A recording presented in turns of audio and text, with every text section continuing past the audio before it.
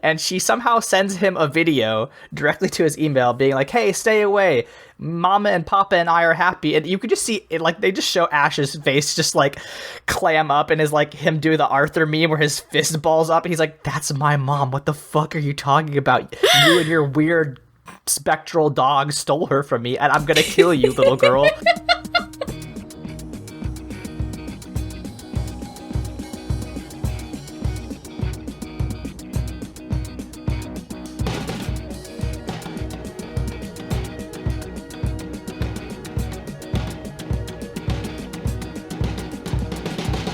Welcome to Mortified, the Friendship Quest, a podcast where two long-distance friends bounce media recommendations, all in hopes the other will like it. I'm Aaron. And I'm Meowth, that's right! And this week, we try to catch them all with the third Pokemon movie, The Spell of the Unknown. Before we steal your mom, remember you can help us on Mortified the Legitimacy Quest by subscribing to us on YouTube, iTunes, or Spotify, signing up for our monthly newsletter through the link in our show notes, or following us on Twitter and Tumblr @MortifiedPod. Leyla, why did we watch the third Pokemon movie? Hey, buddy, I don't fucking know. This is your idea. Excellent point. So listeners, sometimes we plan ahead, and we were like, okay, August is gonna be a wild month. We're gonna do Phantom of the Opera. We're gonna do Pacific Rim. We're gonna do Cowboy Bebop, which is, spoiler alert, our next episode. But in the middle, we were like, what should we do? And I was like, should we watch the first Pokemon movie? And Leyla was like, what if we watched multiple Pokemon movies? And we were both like, okay, the third one's really good. We both really have good memories of the third one, so we were like, we're going to do that. But then we were like, let's look at all the list of Pokemon movies. We did consider watching the Pokemon Arceus and the Jewel of Life. And I hate to say it, but I watched 2/3 of that movie and it was really boring. So we're just going to talk about the third Pokemon movie, the one with Entei, and we'll see how that goes. Probably going to be a short one. You know, we're just making we're making choices that respect our time and our limited schedules, and hopefully your interest, listeners. So with that very long preamble out of the way, Leyla, tell me about your history with not only the Pokemon franchise, but with this movie specifically. Oh my god, okay, so, like, if you really trace it back, I feel like you can blame Pokemon for my entire career. My, first memory of drawing, really, was Pokemon magazines back in the late 90s in Moscow, and they had those little things where, it was a screenshot of, the one I remember specifically was Misty, and they had it in a grid, and you had to copy it piece by piece onto an empty grid, and then you drew Misty. So, that's where I got my start. I also really loved Digimon, but then when I moved to the States, I got Pokemon Gold, and I played Pokemon Gold. I never replay games, and I replayed the shit out of Pokemon Gold all the time. And to this day, I'm a Johto bitch. I think you and I both can attest to the fact that we are Johto kids, judging by our reactions to the theme. And then I think I fell off a little bit off of the formal Pokemon infrastructure, but I do still play Pokemon Go. I'm in a quiet feud with the church down the street, because I keep taking their gym in the night. And then on Sunday morning, the kids have to come in and beat me again. I love the idea. I love the idea of all the Sunday school kids being like, who is this witch who keeps taking over our church every single night? We must cleanse this place.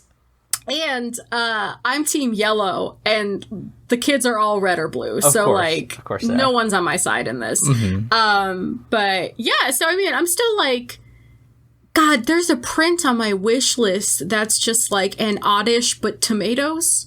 Oh. Its little leafy things grow tomatoes, and it's so cute. I'll throw the link to you to put in our show notes, because, support independent artists. But, I love Pokemon to this day. I don't know. It's a lot of nostalgia. What about you? What's your history with the franchise? I've said it before. Pokemon Yellow version was probably the first video game I played ever. And, there's my family probably still has VHSs of me dressed up like Ash Ketchum for Halloween. And I think I still have my Pikachu like stuffed animal that I got when I was like 5 years old. It's, you know, like torn to shit, but I think it's probably somewhere in my parents' house, like a little faded yellow Pikachu that I'd carried around everywhere with me. And so like I love Pokemon. I play the games pretty regularly. You know, I fell off a little bit in high school when I was afraid to be an anime person, but yeah, like I take Pokemon pretty seriously. I have a very strong water team. If anyone wants to 1v1 me in Pokemon Sword and Shield, but yeah, I mean I love Pokemon. It's, you know, the thing that got me into anime, the thing that made me kind of a dork ass nerd that I am right now. So I love Pokemon, and like this movie in particular is one of those that like I begged my parents to like rent from the Family Video or the Blockbuster and just like watched it over and over again. So like I knew every beat of this movie like you did, I'm sure. Oh yeah. I have a pretty strong history with this movie in the sense that like throughout my life I go through these phases where I'll just bounce between two movies. I haven't done it recently, but I guess the last time I really did it was a while ago, but I would just like watch Howl's Moving Castle and Robin Hood Men in Tights, those two movies, for an entire summer. I could not sleep unless I put one of them on. And it got so wild with Howl's Moving Castle that I couldn't even listen to Christian Bale's voice anymore. I had to start listening to it in other languages. Oh, no. And in terms of this specific Pokemon movie, it was this and Chicken Run. Like immediately after I emigrated from Russia, I would just watch this movie and Chicken Run. Those are my two movies. But I have and this is kind of a Mortified deep cut, I guess. I don't know if you remember, but back during our Shaman King episode, you did mention that you did have a Shaman King Halloween costume. And now you did also mention that you had a Ash Ketchum Halloween costume. Can I inquire as to, like, your top 5 favorite Halloween costumes from childhood? Because I'm just dead-ass curious at this point as to what you dressed up as. Oh, my lord. Number 1, obviously, Ash Ketchum. Obviously. Number 2... probably my Tigger outfit from when I was very young. Definitely a Winnie the Pooh stan. It was his 100th birthday yesterday. Yeah, happy birthday, Winnie. Number 3, I think my parents got me like this cool armor because you know, if you've listened to Bible Boys, you know that I used to roleplay scenes from the Bible, including Jesus's crucifixion. That's a different conversation, but I wanted to dress up like a Roman centurion one year. So my mom let me like her hairband, so I had like the cool band around my head, and then like my parents got me like this. It was basically just like medieval knight armor, but like Christian-y. So like they're like little like red sayings like on each one, like so the shield of faith was like had like a little banner on it, and there's like, you know, the breastplate of Christ or something wild. It's just one of those weird like early 2000s things that I guess you could just buy. So that was a great one. I can't think of very many others. Shaman King was definitely up there. Anything that really allowed me to wear a sword in public, I think.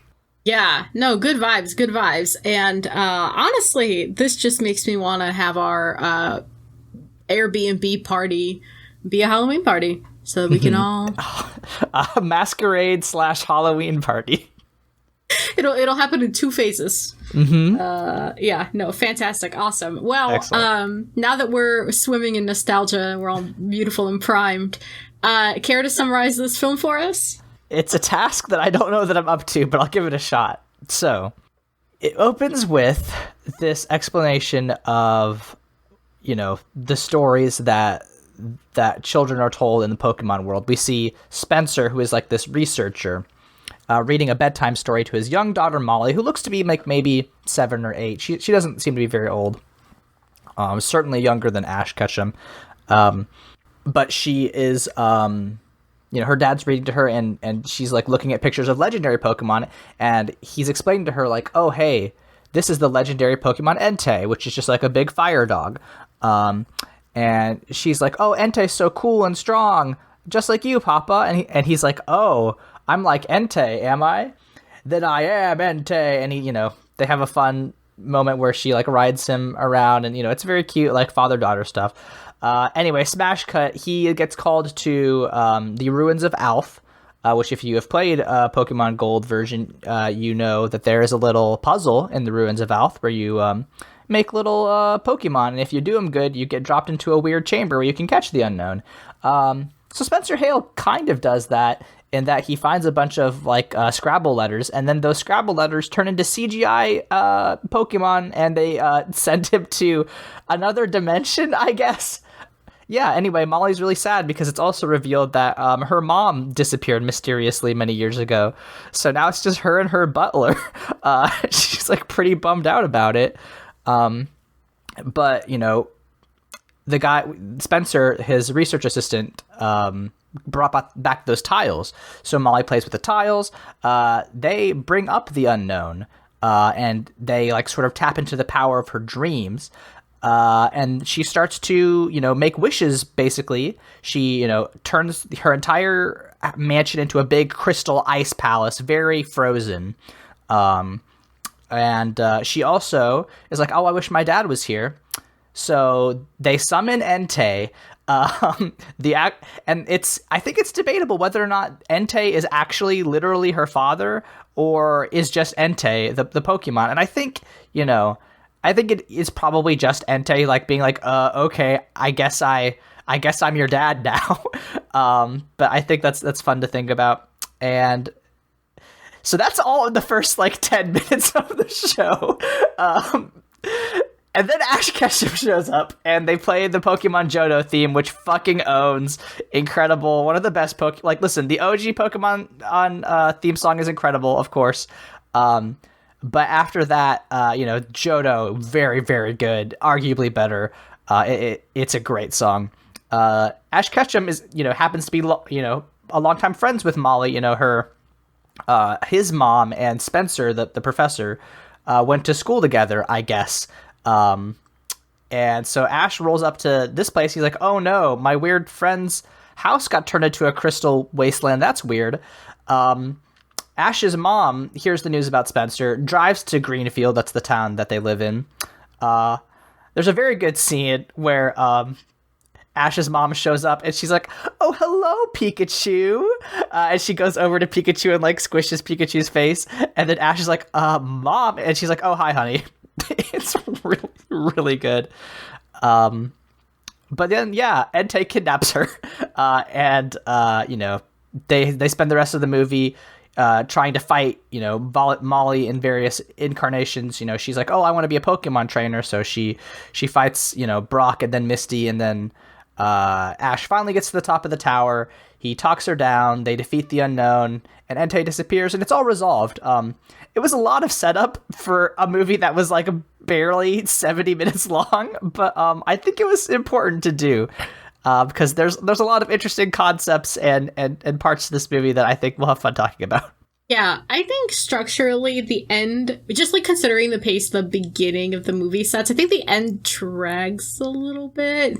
Kind of once we get up into that chamber with Molly, it's just like God's longest Pokemon battle, and there's parts of it that are really good, but there's parts of it that just take too long, and I kind of lost steam. But aside from just the main story, we gotta... Team Rocket, I think, is, like, contractually obligated to be in this movie, like, voice acting-wise. Like, I think they have to have them in every movie. But they didn't write them into the story, so all they do is they just, like, drop these just stunning one-liners the entire time. It's really good. We'll get into it. But yeah, I was kind of afraid going into this that this movie wouldn't hold up, because, again, I watched it so much when I was a kid, and it's, like, such a part of my childhood, but no, it holds up. It's great. I love it. Yeah, really and good. I mean, I'll say, like, watching that other movie that we're not going to talk about, I genuinely think that it's not a nostalgia goggles thing. Like, I genuinely think at least the first 3 Pokemon movies that got, like, you know, worldwide releases were, like, some of the best ones, because I've watched some of the other Pokemon movies recently. Like, I have a 4-pack of like a bunch of other Pokemon movies, like from that Hoenn era, like Jirachi and the Latios ones, and those are like not great either, unfortunately. This one's really good. Mewtwo Strikes Back is an all-time favorite of mine, but like I think it's just very strange to see like a Pokemon movie with like such... interesting stakes, right? Like they're like, oh, okay, how do we get the audience invested? Well, first we'll devote the first 10 minutes of this movie to like setting up this little girl's motivations and backstory.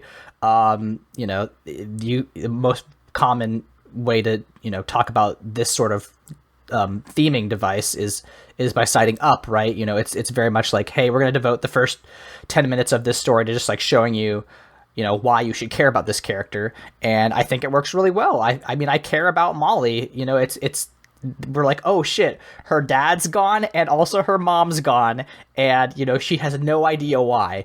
Like that's very powerful. And then they even up the stakes by being like, hey, so you remember Ash, right? You remember Ash's mom? She's fucking hypnotized by a legendary dog. What's up? And like that's how you get your audience to care, and it's very good. Yeah, part of me wonders if, like, the new Pokemon movies just don't take these risks because there's so much history and, like, so much ingrained in canon that they're kind of limited as to, like, the wild shit they can pull off, which I think it's an unfortunate part of adults being involved in a franchise ultimately for children, right? I don't want to say that I've outgrown Pokemon because I don't think I have. Again, I still play Pokemon Go. It's still fun for me. It's still... You know, you have a great water team. They're EV trained. I'll fuck you up. I have several shiny Gyarados. Like, I'm not afraid. Oh, shit. Come at me. Oh, yeah. Get Aaron's fucking friend code. That's right. I don't think it would surprise you to know that I built fire teams. I built good all-arounders, but Cyndaquil was, like, my starter and remains to be my sweet baby. You know, you unfortunately, like, if you have adults involved in this, it does come down to, like, this can't happen because in episode 40 of season 2 of the anime contradicts, you know, like, it just gets into this, like, weird, like, almost Star Trek kind of levels of fandom, which is just, like, I don't know, I don't think it's that fun. I think in a franchise with a non-aging 10-year-old, you can get a little loose. You know? Yeah. Kind of wish. Which, speaking of the non-aging 10-year-old, let's talk about our cast of characters. First up, we got Ash Ketchum. You think this was a good interpretation of Ash? I think it was appropriate. I don't know that they gave him a lot because, like I was saying, like Molly is really the star of this movie. She definitely gets the most characterization. But I do think, you know, they do give Ash some good points. Like Ash is sort of famous for just like flinging himself bodily into the middle of Pokemon battles, which he does several times in this movie, to his credit. So he does that, and I think he does get a couple good bits of characterization, especially around his mom. Like when Molly like calls her mama, he gets extremely pissed off. Like there's a great part where Molly sends Professor Oak an email, and you pointed this out in your notes, but like there's like every other character in the movie is standing in Professor Oak's lab in front of this computer, and they're all watching him like read from it, and she somehow sends him a video directly to his email being like, hey, stay away, Mama and Papa and I are happy. And you could just see it, like they just show Ash's face just like clam up, and is like him do the Arthur meme where his fist balls up, and he's like, that's my mom, what the fuck are you talking about? You and your weird spectral dog stole her from me, and I'm gonna kill you, little girl. They do have to stop Ash from bodily fighting Entei a couple of times. It's really good. You know, like I think they hit the main parts about like what makes Ash Ketchum, right? He loves Pikachu, he loves Pokemon, he loves his friends, and he's not that bright. And you know what? That's all I ask for in an anime protagonist, honestly. Yeah, they can't be too bright, otherwise they'll actually understand the stakes and won't bodily throw themselves into things, which is like half the fun, if you ask me, is watching a boy fling himself into danger. Now with the boy, are another boy and a girl. It's Misty and Brock, our OGs, our beautiful. Misty, again, got me into art, I guess you could say.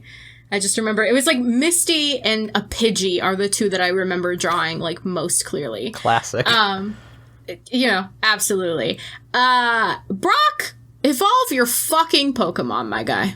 Yeah, Brock, my dude, so when he fights Molly, he has what? He has a Zubat. The Zubat sent me. You are in an epic dream Pokemon battle and you open with Zubat?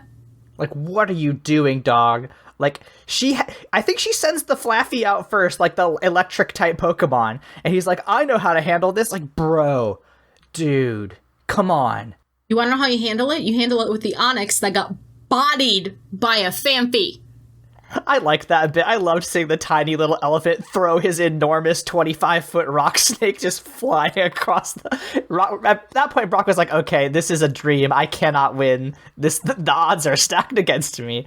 But, like, what other... He had a Vulpix also. Like, all of those Pokemon can evolve. Brock... In Johto also, right? He could have a Steelix, he could have a Ninetales, he could have a Crobat. That would be a good team. I wouldn't want to fuck with that team. But no, she takes her baby Pokemon and just makes him eat shit, and it's very fun. Love that. I will point out something that I thought was kind of funny at the time. Not so funny now. You probably shouldn't make your only black character be like extremely horny for everyone. It's not great, and they continue it for basically as long as Brock is introduced, as far as I know. Didn't his parents also abandon him and his siblings, right? Yes, he had to raise his 100 siblings by himself. It's not great. Oh boy. Like the 90s. The 90s, Japan has a bad history of representing black people. Especially the original Pokemon had a bad history of representing black people. But yeah, you're like, listen, you can't do all the stereotypes with your only main black character. Do better, So I do want to bring up that bit of criticism. They've gotten better now, right? I mean, I don't know. Like in the 2009 movie I watched, he definitely was just like, oh, here's the first woman I meet. I'm in love with her, which like, I don't know. I don't know if like that's, if you consistently do it for like a full 20 years, like, is that good? Is that like, oh, okay, that's just a character trait? Or is it like, oh no, this is actually still a very bad stereotype? Yeah, I mean, like, in some fairness, I think they've gotten better with introducing more characters of color now, especially as, like, the franchise has gone more international. That's true. Yeah, there's a lot more, people of color, characters of color, gym leaders of color. Yeah, and on top of that, I will say also, this isn't a good thing, but it does fall into a pattern of, like, characters with perversion as a trait. I keep thinking about Moroku from Inuyasha whenever I think about him, and like, God, Moroku pisses me off so fucking bad because it's like the same thing. His only trait is being extremely horny. Or Mideta from fucking My Hero Academia. The bi representation we deserve. Yeah, my bisexual king. What a reveal. That was one of those things on Twitter that I definitely thought was fake. But yeah, I mean, Brock, he has some good traits. I think what you're saying is like, it's not necessarily a race thing. It's not, it's a thing in anime where it's like, we just have to have one character who's a big pervert. That's cool and funny. Yeah, I mean, like, I think the thing I'm trying to get at, it's ignorant but not malicious. Yes, yeah. So which, like, I don't want to, still like, sucks, but yeah. I think that's what we're saying, and it's not great, but we don't want to linger on it. Yeah, as we linger on it, as we talk about it a lot. It's Misty's all right, I don't know that she gets a lot of screen time in this either. She has a pretty cool water battle.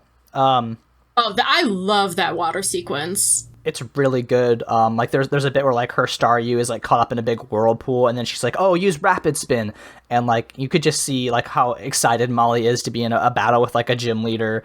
And like she's so thrilled to be like, "Oh, I can be a gym leader. I don't have to be an adult to be a gym leader. I can be a kid just like Misty," and like that's really cute. And then Misty, like again, like she has a lot of very cute Pokemon. Like Togepi. Togepi's still adorable. The Toka pretty, like that's a very cute sound. Love that. Yeah, I don't know. Misty, she, like a lot of Ash's girl sidekicks, is just kind of relegated to a supporting role, unfortunately. Yeah, I mean, that being said, she got as much to do as Brock, so yeah, that's, exactly. I feel like Misty is like almost what I want Sakura to be from Naruto.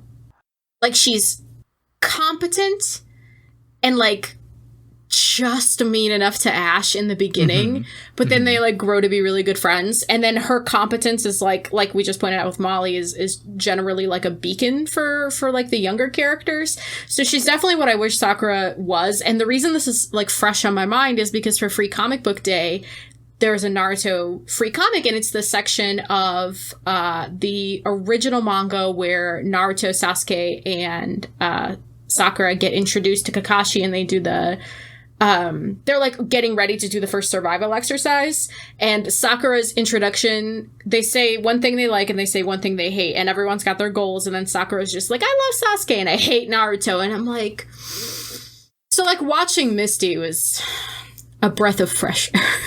I mean, that's, I think, a very good point, because the Naruto manga would have been like coming out at the same time that this like Pokemon anime and I mean, there was also a Pokemon manga, but like, you know, it's not like to say that Sakura was necessarily like, oh, this is just how women were written at the time. Like, you can represent women competently. It's been done in other shows. Like, so it you know, we can't talk about Naruto. We always do this. No, actually, it's been a while. I'm really proud of us. We've really reined it in. But so you have Spencer Hale and Entei grouped together. Do we want to talk about if Entei is the dad now? I mean, like, here's the thing. He's not the dad, right? Like, it's pretty clear that Entei, when he's first introduced, is like, oh, you want me to be your dad? I guess I'm your dad then. So, like, which implies, like, okay, he's not actually Spencer Hale. But the voice acting is the same. You know, Entei functions as a parental figure. You know, like, whatever, he has, you know, his famous line is, like, if that is what you wish. Whenever Molly's like, oh, I wish that, you know, I was a Pokemon trainer, or I wish that my mom was here. Like, he's just like, if that is what you wish, you know, and you know, we see very much like Spencer Hale and the very little bit of characterization we get about him, which is to say, you know, him playing with Molly. We see that he's a good dad. He's doing his best, you know, like I pointed out in my notes, he does have to disappear for a research mission in the middle of the night, which sucks for him. But, you know, that's how he gets that mansion, baby. He's responsive. That's true. Yeah. Listen, the university's got to have an emergency archaeologist on speed dial to do Pokemon research. But like, yeah, I mean, I don't know that Entei and Spencer Hale are necessarily different as far as their characters go. They're both just trying to help out Molly. And I mean, I guess the only thing is that maybe Spencer Hale, if he was actually Entei, wouldn't have been like encouraging this weird nightmare sequence for his daughter.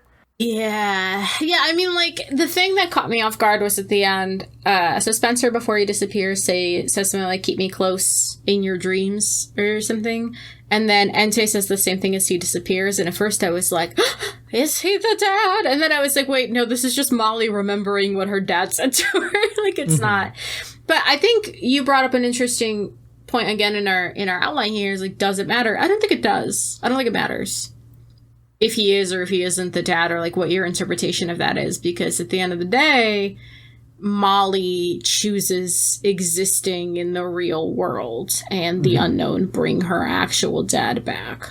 So. Yeah, I mean, the bringing her actual dad back is kind of a big blow to the Entei is her dad theory, and like, you know, whether or not it matters. But I've just been, you know, just like as somebody who has been trying to write essays, I've been thinking a lot about, you know, what the importance of telling the truth in storytelling is, and like whether or not that matters. And, you know, this just kind of intersected with my thoughts of like, it doesn't really matter whether or not Entei was her dad or not. I think it's just interesting to see how Molly interprets this big lion, fire lion, as a, you know, as a parental figure, and like what that means for her. You know, and like how she interprets it, right? You know, the power of a story is not necessarily in its truth, but in what its effect is on the people hearing it. So I thought that was a very, like, a weirdly profound thing in this movie that was released in the year 2000 for children. Yeah, Jesus Lord, yeah. I mean, like, that's the thing about these movies that were released in the 2000s, though, right? Some of the weird ones sometimes had a point, whether or not it was intentional. Still said something interesting. Let's talk about the alphabet soup without the soup.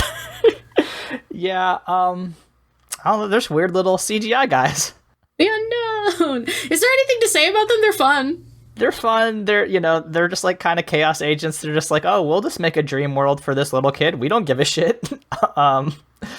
Yeah, I don't know. I think it was interesting to make them to choose to portray them as CGI and not as like hand drawn, because it kind of emphasized how alien and weird they are. Which, like, that's probably not like a thing anymore. Like, I don't know that they would necessarily make that same like 3D animation choice, but I thought it was cool at the time. Yeah, I think, well, I mean, now the tech exists to, like, make them blend a little bit better into the 2D stuff.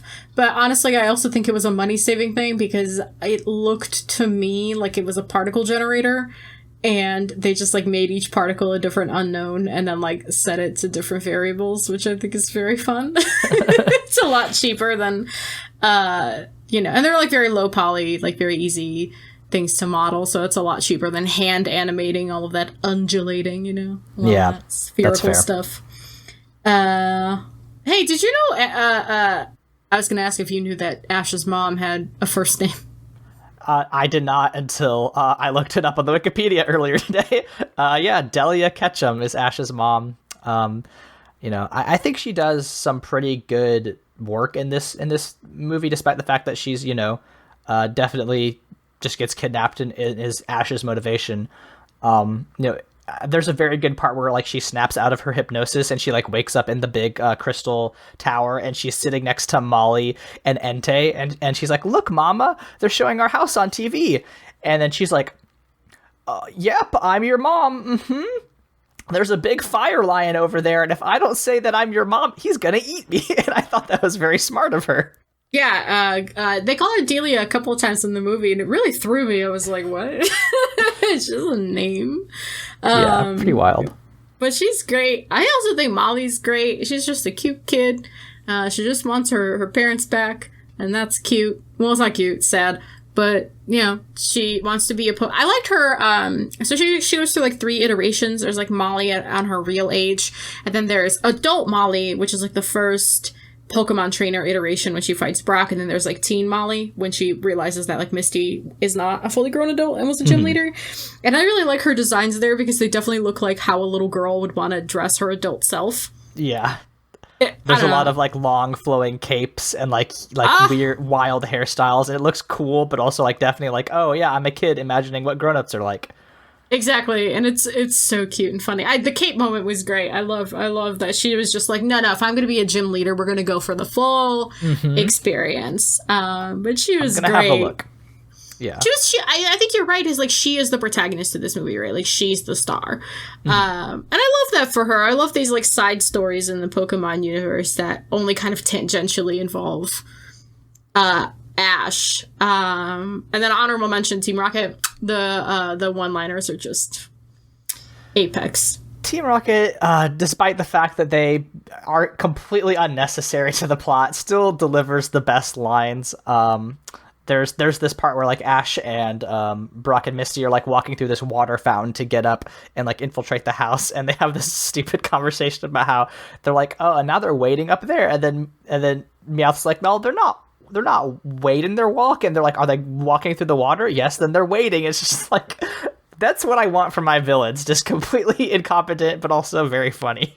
And then they also do a lot of like metagaming in the whole thing, where like Ash has almost fallen off a building and they went and helped him not fall out of the tower. And he goes, why are you helping? You're bad guys. And they're like, well, to be frank, if something happens to you, we're out of show business. It was really good. It's really good. I just really liked them a lot. Also, I'm going to say their designs were ahead of their time. Incredible. Those crop tops are really good. I've seen some of the new Team Rocket iterations, or like whatever they're called now. I think some of them have different names, and honestly, I'm not as impressed. It's hard to beat the classics. Yes, it is. I think a lot of the... I don't want to like sound like I'm shitting on the new Pokemon stuff, because some of it's like really fun. I really like some of the new stuff. I think Wooloo, that little sheep, I think Wooloo's cute as hell. I think it's some good new legendaries, some good new stuff. I like the direction of the new games. But there's just something about Jesse and James that is just so unbeatable and so classic. I do love them very much. They're great. My favorite line that they say in all of this is like, they're just talking, like this is right before they're because they always have like a weird balloon or something. They're right before Entei shoots them out of the sky. They're like, Meowth's like, hey, Jesse and James, do you think we'll get a bigger part in the next movie?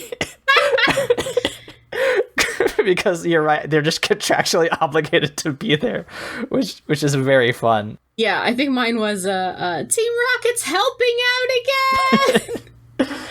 Oh, yeah. They're really they're good. Great villains. You know, so inspiring to at least you that they are in your webcomic. So wait, what? Is not Errol and his ex-boyfriend based on Team Rocket? Fuck me! God damn it! I made Jesse and James. Shit. Yeah, they are. Well, yeah, they are very incompetent. Yeah, they're incompetent drama queens. You're right. Shit, fuck. Alright, well, come read my Pokemon Kingdom Hearts Full Metal Alchemist comic. Coming back at the end of this year. God Pitch damn it, it like Aaron. that, and you'll have 1 million followers on Twitter. Are you kidding me? That's what it's what if Full Metal Alchemist, Anastasia, Pokemon, and I already forgot the fourth thing, had a weird tornado time and all became a comic about a sad prince. Come read it. Okay, wow, 39 minutes and we just got through our characters. We're just crushing it. God, I can't believe we didn't think we'd have anything to talk about in this incredible, very deep and complex movie. I think that we just this is a loose one, you know? Yeah, that's all right. Come into the hot springs of 2000s nostalgia with us, audience. The water is fine. But are we waiting?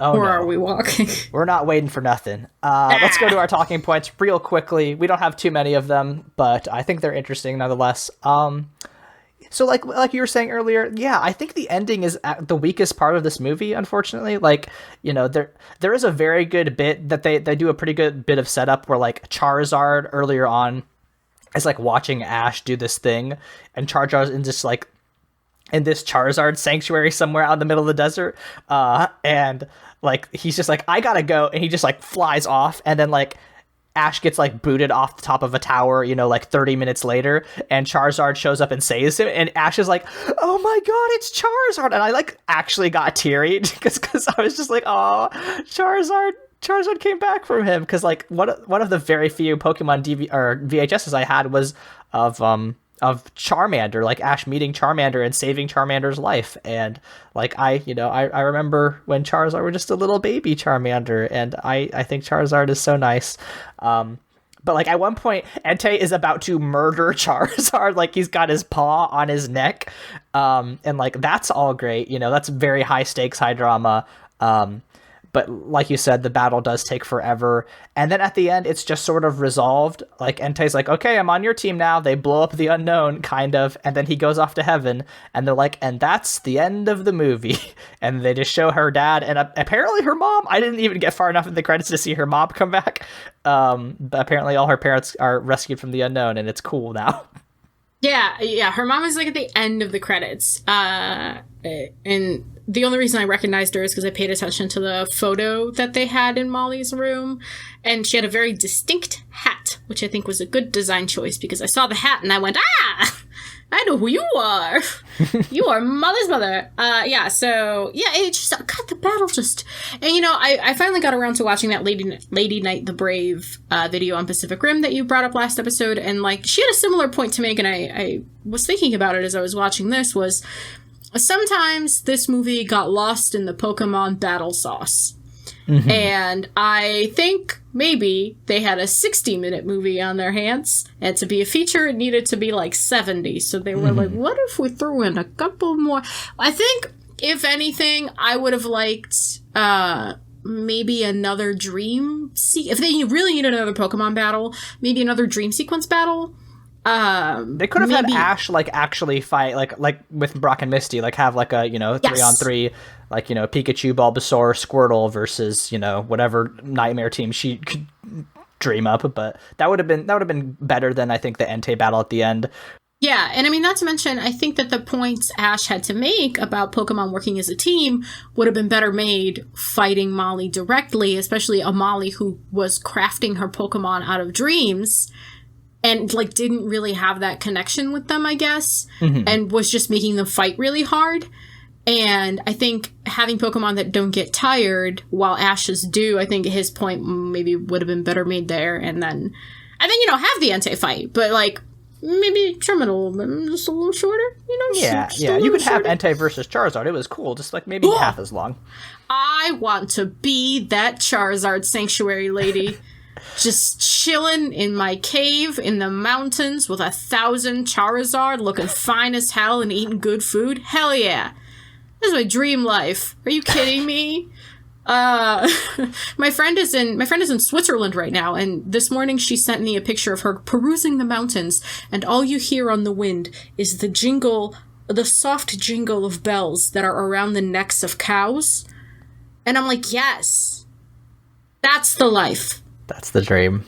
So put a bell on a Charizard's neck and throw me in the mountains, baby. That's my dream life. But yeah, I think that there were some pacing issues, but honestly, like, I've been saying, I'm gonna stand by this. This held up. Here's the thing, it did. And, like we were saying before, there are bad Pokemon movies. This ain't one of them. If you want to, like, look at the, from mainstream outlets, its reception was not incredible because, mainstream newspapers aren't really equipped to cover franchise-specific movies, and, like, that's fine, of course. Well, they are now. Yeah, I guess they fucking are, because that's all that's coming out. But, like, Cinema Score, which is sort of like a Metacritic, but for, pre-Rotten Tomatoes, gave it an average grade of an A- on an A+ to F scale, which is, like, I think that's probably right. Like, if you're going for, like, how the audience felt about it, the audience that it's intended for, like, that's probably about right. It wasn't a perfect film, but had a pretty darn good time, if I'm being honest. Yeah, I feel like, for me, I know you said the first 3 movies. I think the first 4 were pretty solid. I fell off after the 4th one. Is the 4th one the one with Celebi? Yeah. That one's good as hell, too. The one where they have, like, an evil Tyranitar, and Ash and young Professor Oak team up together, that kicks ass. That's a great movie also. It's Suicune, yeah, that's great. Oh, Suicune, do you have, like, a favorite legendary? Because I feel like my favorite legendaries all came out of the Johto era, because it's Ho-Oh and Suicune. So here's the thing. I think I'm in one of the weird minorities, which is that the Generation 3 is actually kind of my favorite generation, just because, like, it hit me right at a point where, like, I begged my parents to get me a Game Boy SP and Sapphire version. So, like, I have really strong memories of just, like, that franchise and, like, discovering all the legendaries there. So, like, my favorite legendary is either Rayquaza or Kyogre.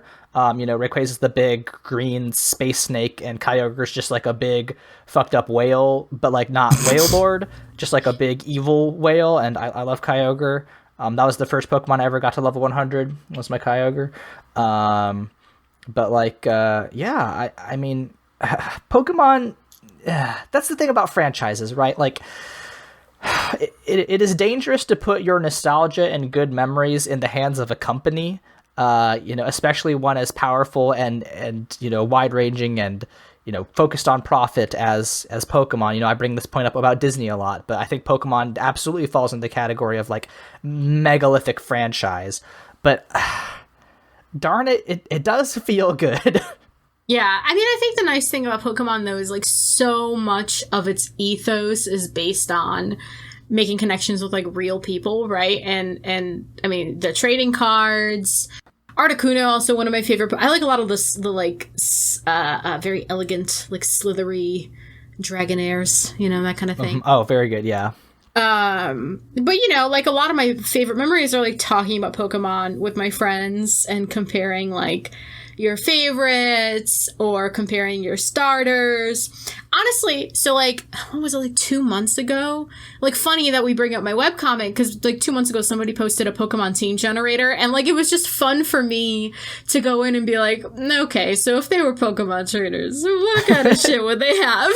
Because just, like, from a knowledge base that goes back, well over 20 years now, and it's just, God, it is really dangerous to put your nostalgia in the hands of a corporation. I think, But, like, I don't know. It's still fun. I like that my brother's into it. I like that kids are growing up with it, and, like, maybe in a different way that I'm not quite caught up with. But, like, I don't care. You know, it's still fun for me to, like, reminisce and think about it. So it's a good franchise. It's a good time. I wish Digimon was as big, because I also love Digimon, but... Well, when we cover Digimon sometime in the next couple of months, we will be the forefront of the Digimon Renaissance. So, oh hell yeah, I can't wait. Don't worry about that. It's time, I think, for our Mortified Marketing Minute.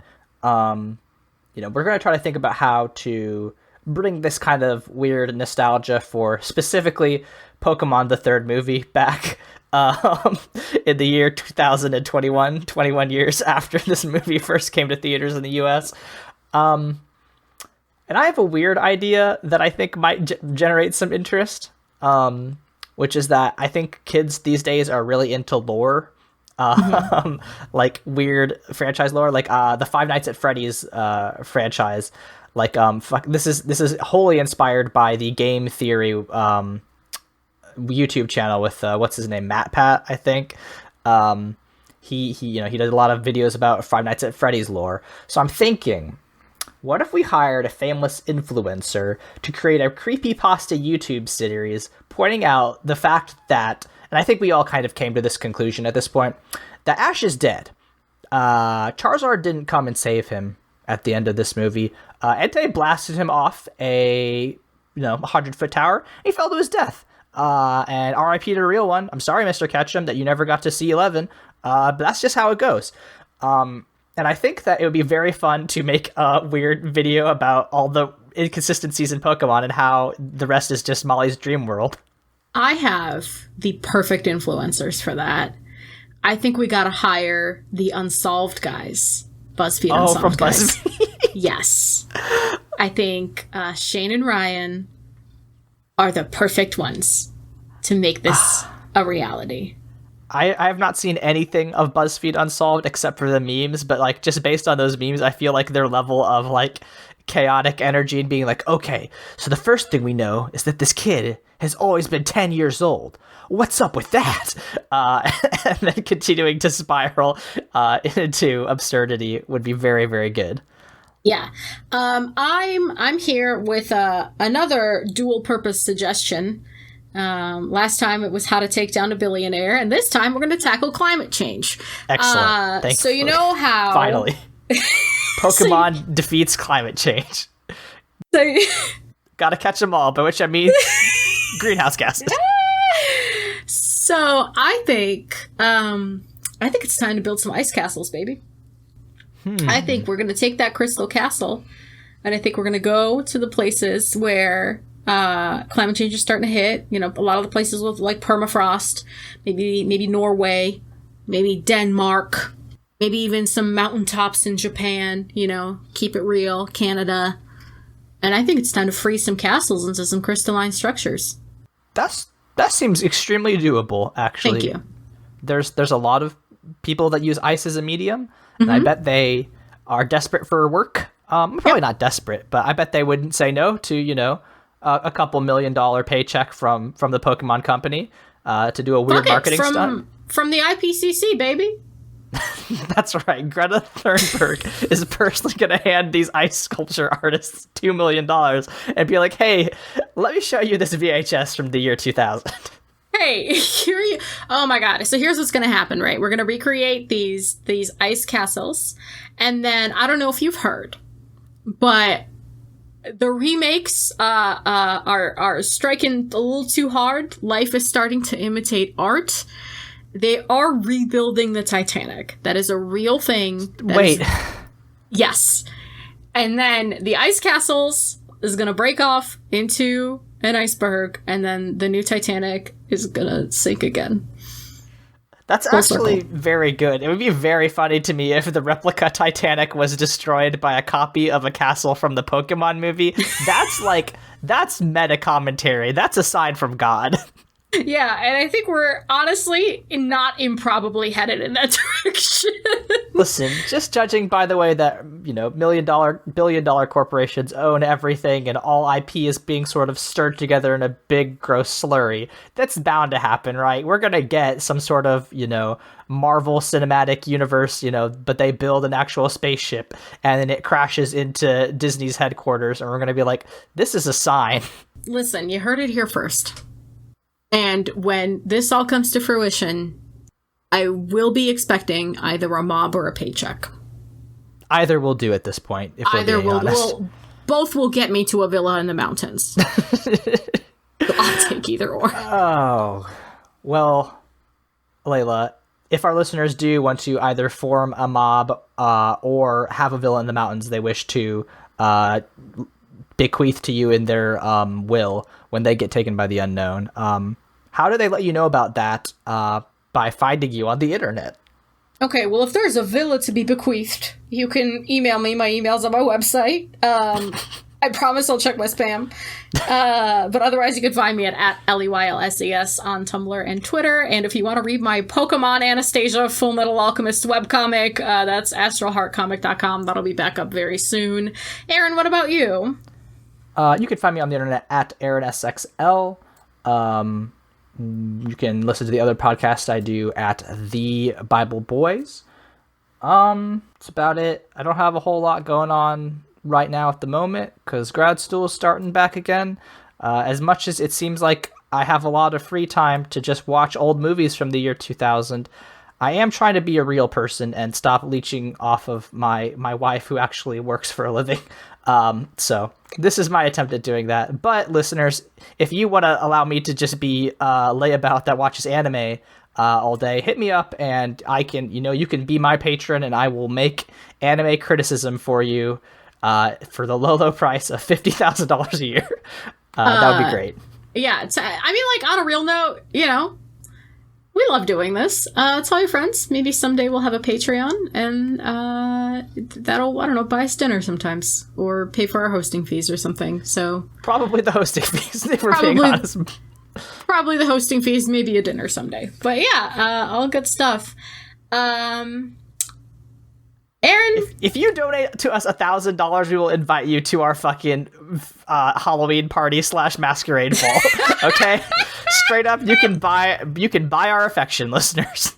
That's very true. Everyone has a price, and feel free to DM me for mine. I'm kidding. Don't do that. Don't do that. Actually, please. Actually, don't do that. Listeners, it's been fun, but as we do at the end of every episode, we gotta skedaddle. So, as always, Team Rocket's blasting off again!